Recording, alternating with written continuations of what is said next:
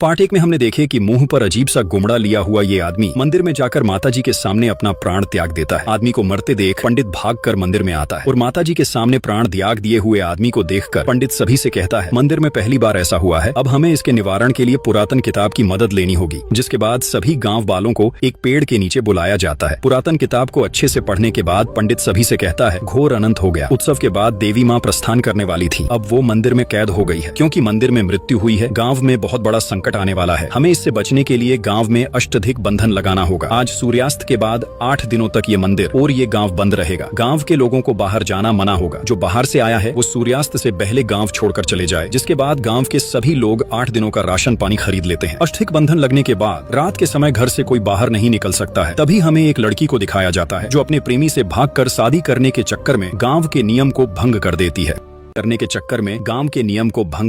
है। लड़का और लड़की गांव से बाहर जाने का प्लान कर ही रहे थे, तभी ट्रेन आदमी को ठोक देती है। लड़की इस खौफनाक दृश्य को देखकर घबरा जाती है। गांव में लड़की के कदम रखते ही सारी जली हुई मसाले बुझ जाती हैं। लड़की अपने मुंह को मधुमक्खी के छत्ते में डालकर प्राण त्याग देती है। तभी रात के समय जंगल में से औरत को किसी की रोने की आवाज सुनाई देती है। औरत उसके पास जाती है तो आदमी हंसुआ से कुछ कर रहा था। औरत उसका नाम लेकर रोने की वजह पूछती है, तभी वो अपनी गर्दन काट लेता है। आदमी को मरते हुए देख औरत जोरों से चिल्लाती है। तभी गांव वाले भी आ जाते हैं। उस सदमे से औरत होश में नहीं थी। तभी वो अपने कान में सुए को डालकर आत्महत्या कर लेती है। गांव को श्राप लग गया था, कोई भी किसी को मरते देखेगा तो वो भी मारा जाएगा। गांव में सभी एक एक करके मारे जा रहे थे। गांव वाले पुजारी से हैं। पुजारी बताता है, या तो इसने दर्द के वजह से आत्महत्या की है या तो किसी ने गांव के अष्टधिक बंधन को तोड़ा है। ये सुनकर सभी घबरा जाते हैं। तभी पुजारी गांव वालों से पूछता है, क्या किसी ने नियम को तोड़ा है? सभी गांव वाले ना कहते हैं। तभी गांव का दुष्ट अभय पुजारी को अनाप शनाप बोलने लगता है, लेकिन पुजारी उसकी बातों को बुरा नहीं लगाता है और गांव के सरपंच से कहता है, इस गांव से कोई भी बाहर नहीं निकल सकता। गांव का सरपंच अपने साथी से गांव के हर घर जाकर चेक करने को कहता है। कोई गांव से बाहर तो नहीं गया? सभी के घर जाकर चेक किया जाता है। एक घर ऐसा था जो गांव वालों से झूठ कहते हैं कि उनकी लड़की घर पर ही है। दरअसल आदमी की लड़की ने ही गांव के अष्टधिक बंधन को तोड़ा था। लड़की के भागने की बदनामी से वो लोग गाँव वाले से ये बात छुपा रहे थे। महिला के क्रियाकर्म करते समय उसके भाई को उसके चेहरे पर अजीब से घाव को देखकर कुछ याद आता है। तभी एक कोये को मरते देख अघोरी समझ जाता है कि मंदिर में मौत होने की वजह से ये सब हो रहा है।